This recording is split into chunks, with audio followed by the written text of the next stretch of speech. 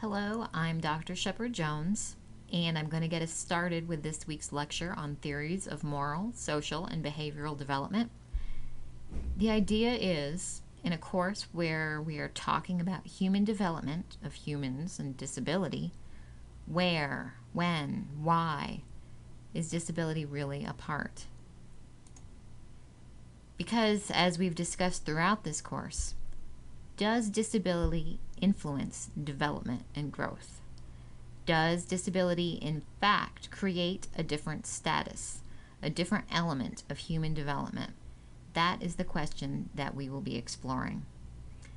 And the first thing we're going to talk about is the self, an ego. I separate from others. This idea that we are all separate individuals. So where does that come from? What does that do for us? How does disability interact with self-concept? And this is what I'd like you all to think about. If you're born with a disability versus if you develop a disability in childhood, or if you develop a disability in adolescence, or develop a disability as you get older, what is the impact? So the question, what is self? How does self develop? Is the self, ego, a function or collection of functions through which we survive and thrive in the world? Or is self a unitary entity unto itself, seeking and finding answers about the world and our individual places in it? So is it a collection or combination of things we call the self? Or is there a little Dr. Shepard Jones sitting on top of me running the show? Or is the self better explained as a series of drives, id, ego, superego, that cause us to act to satisfy? We are driven to satisfy needs. That's a psychoanalytic theory in Freud. Or do we engage in this world to achieve goals? We are what we strive to do. We are driven to act. We define our needs and act on them from a separate and superordinate position of self. That is an overriding, evaluative, directing entity, evaluating, weighing options, and acting. We determine ourselves, our view of the world, and our place in it, and engage in and evaluate our actions after the fact. We drive versus we are driven. This is humanism, person-centered, Adlerian, and rational emotive behavior therapy.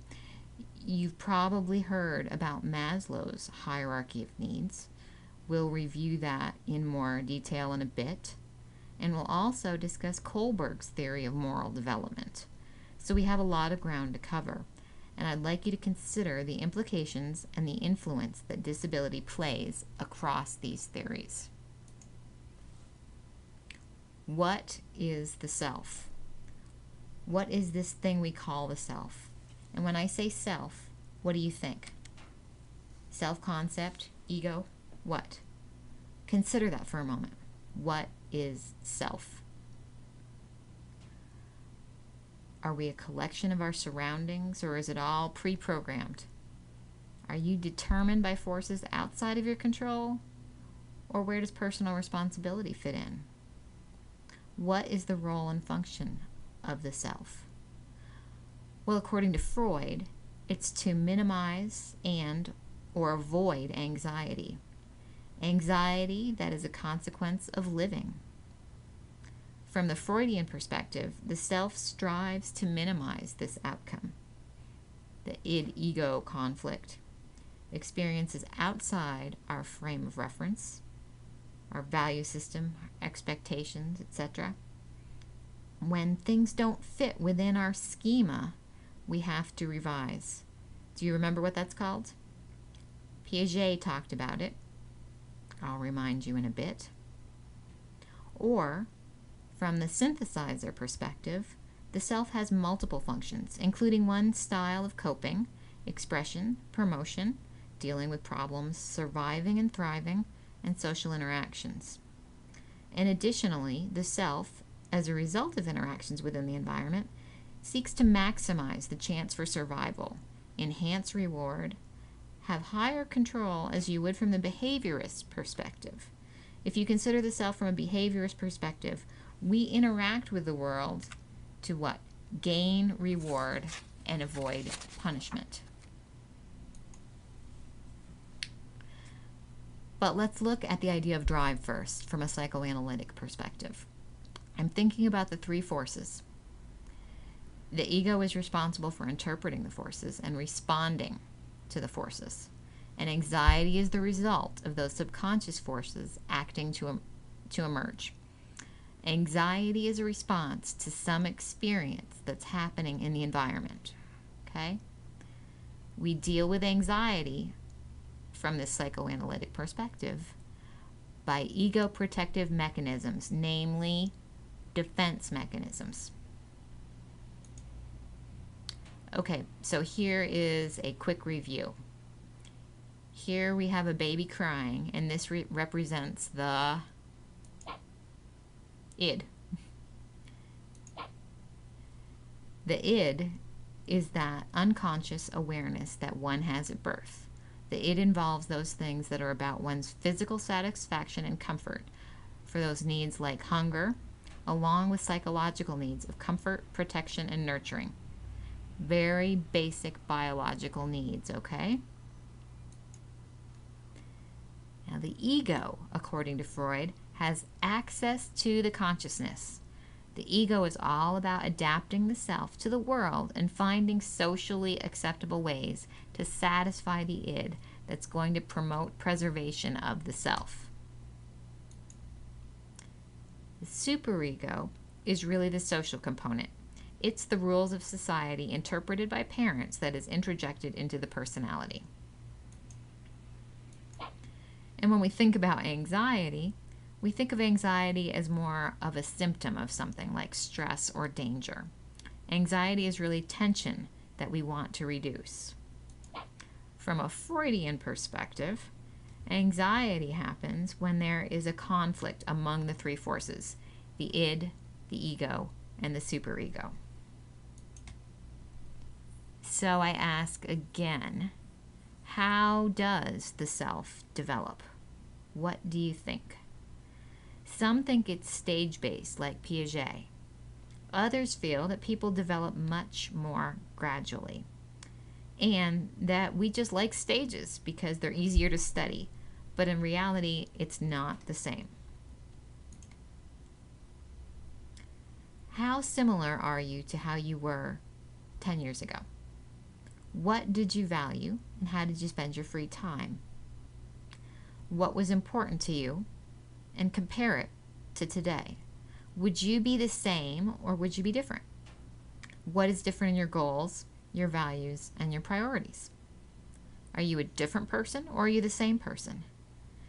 If we are a set of functions, is the self really a different self? When someone sustains a head injury, for example, and behavior changes and people say things they wouldn't have said before, or if the person develops dementia, is this a different person? Do we change over time? It's important to ask that question. So much of the development of the self is also tied into culture and society. And we're going to talk for a few minutes about these socio-cultural considerations, including the idea of individualism versus collectivism and independence versus interdependence.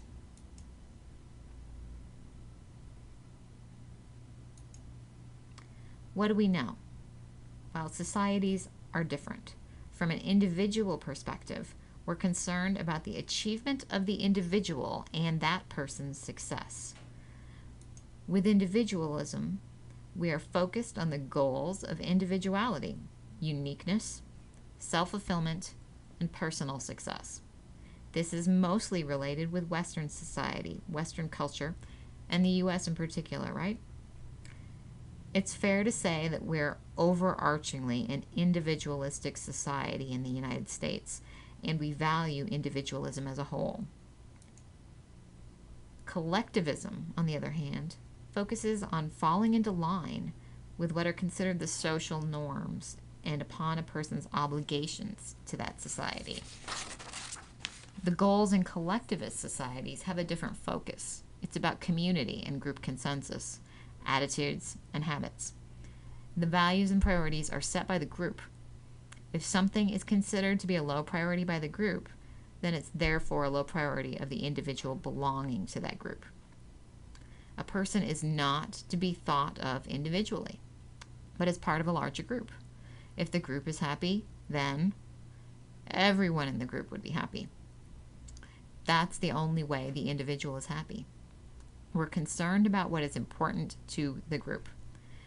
This is associated with Asian or African cultures. This is important to consider as the self develops, and particularly as the self develops for persons with disabilities. All right, now moving along to the idea of independence and interdependence. Independence is the idea that the individual is inherently separate from others. Do we value independence in the U.S.? Yes, as a whole we certainly do. This is one of the biggies, right? It's also associated with Western cultures. The norm is to maintain independence and focus on one's own thoughts, feelings, and actions rather than those of others. Independence from the self perspective allows us to have relationships, but we're very much in tune with our own unique characteristics. Psychology has largely developed based on this idea of independence. In contrast, interdependence is about the connectedness of people to each other and has a focus on those connections. This is more of a non-Western view.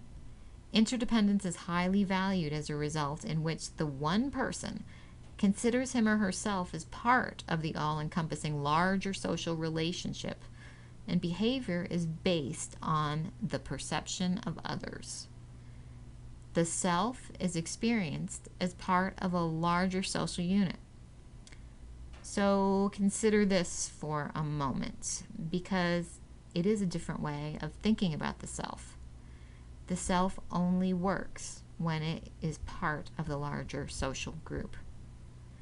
So in interdependent cultures, the goals are to fit with others, to fulfill and create obligations that fit with the priorities of the group, and to become a part of interpersonal relationships. You know, the neural networks we talked about with the developing brain, it's analogous to this network as well. And this diagram gives a visual representation of the relationships as viewed from an independent versus an interdependent point of view. And there are a variety of ways to look at theories of personality, and various theorists give us interesting options to consider. So we'll look at exogenistic theories and endogenistic theories of personality, along with self-creative and interactionist theories. Exogenistic. Exo means what? Outside.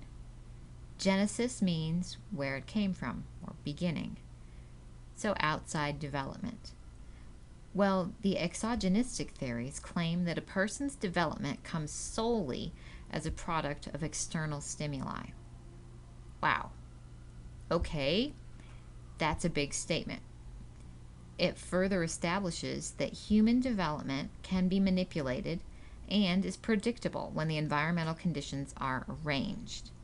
What? It's best reflected in J.B. Watson's quote about personalities. Remember this one, folks. Watson said, "Give me a dozen healthy infants, well-formed, and my own specialized world to bring them up in, and I'll guarantee to take any one at random and train him to become any type of specialist I might select. Doctor, lawyer, artist, merchant, chief, and yes, even beggar man and thief, regardless of his talents, penchants, tendencies, abilities, vocations, and race. So give me a baby and I'll turn it into anything you want."